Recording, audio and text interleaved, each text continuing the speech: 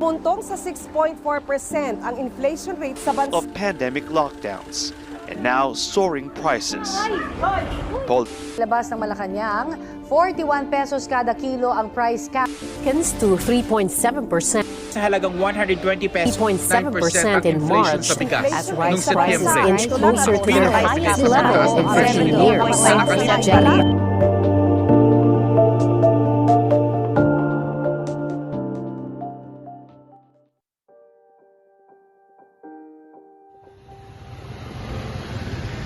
Isang magandang balita na kung maituturing ang paglago ng ekonomiya.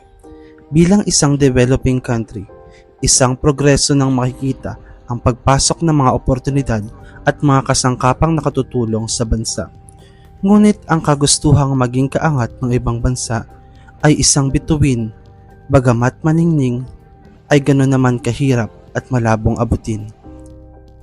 Makakasabay pa ba tayo kung ang kapalit ng pag-angat ng ekonomiya ay ang pagbagsak at lugmok na dinaranas ng mga Pilipino? Sa ating pagsisiyasat sa buhay ng mga Pilipino, ang malaking epekto ng pagbagsak ng ekonomiya ay siyang kinakaharap ng lahat.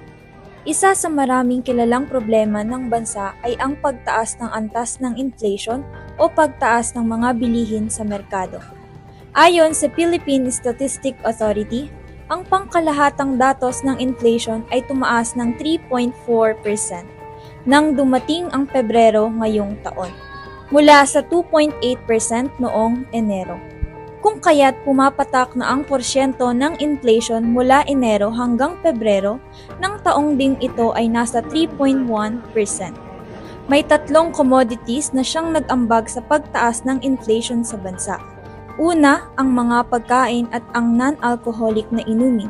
Pangalawa, ang mga kainan o restaurant at akomodasyon. At panghuli ay ang mga pabahay, tubig, kuryente, gas at iba pang gasolina. Kung susumahin, ilan lang ang mga yan sa dahilan ng pagtaas ng inflation.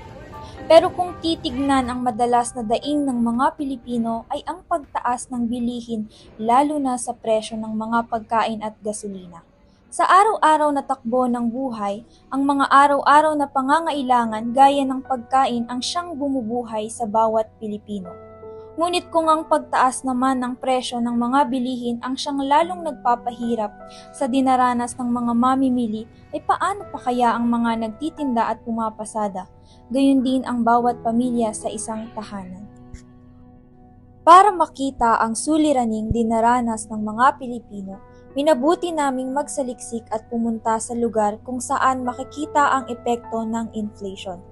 Dumayo kami sa bayan ng Silang at nangalap ng impormasyon.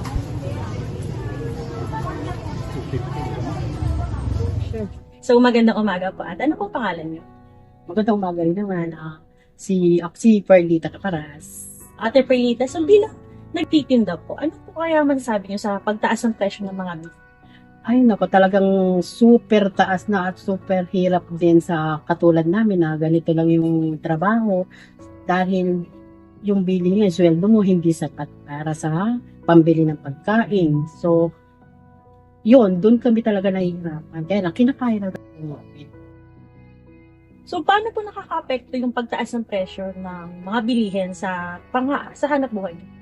Talagang napakalaki ng epekto. Kahit naman dito rin sa mga product namin iba na rin yung mga presyo kumpara mo nung dati.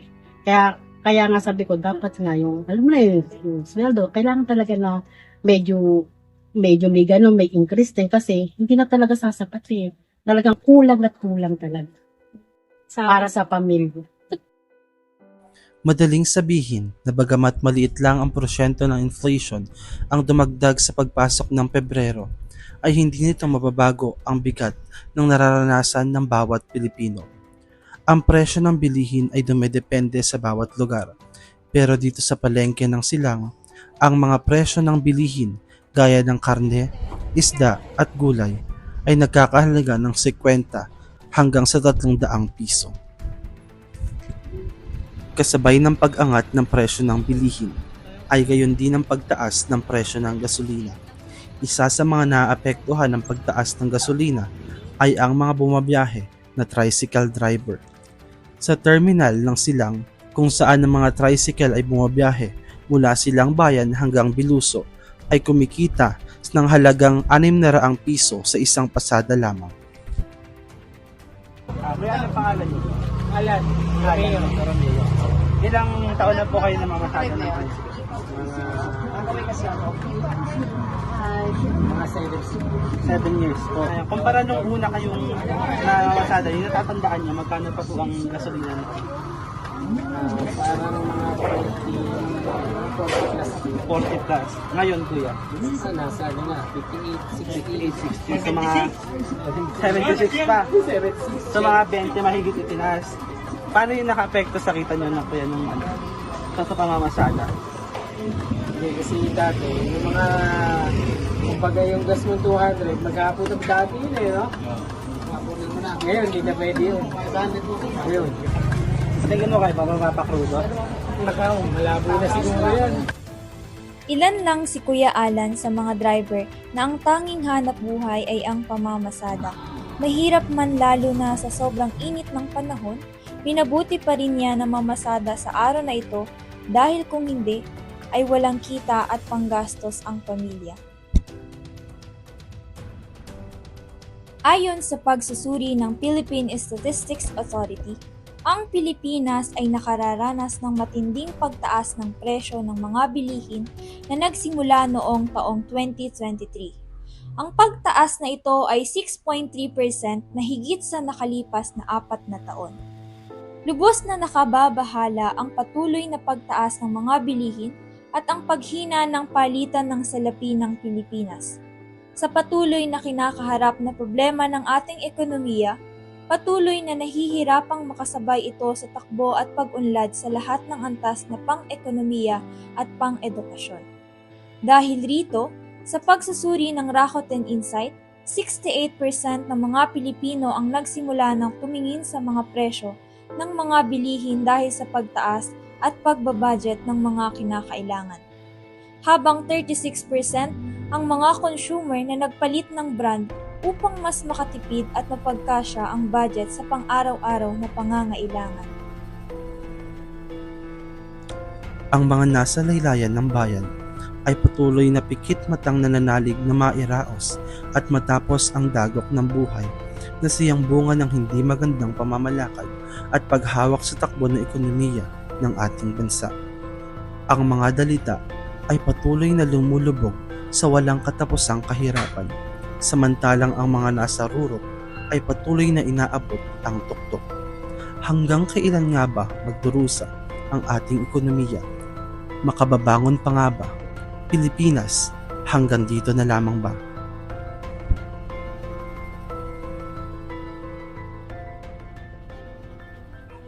Gaano man kahirap ang buhay, ang problema sa inflation ay isa lamang sa maraming problemang kinaaharap ng bawat Pilipino. Ngunit sa kabila nito ay hindi ito naging sagabal upang ang bawat isa ay magpatuloy. Isa mang dagok sa ating kinaaharap ang pagtaas ng mga bilihin, hindi nito mababago ang patuloy na pagharap ng mga Pilipino sa araw-araw na pagsabak para sa kinabukasan ng kanilang pamilya. Dahil ang bansang Pilipinas ngayon ay umaasa kahit sa isang sentimong makikita sa kanilang mga bulsa.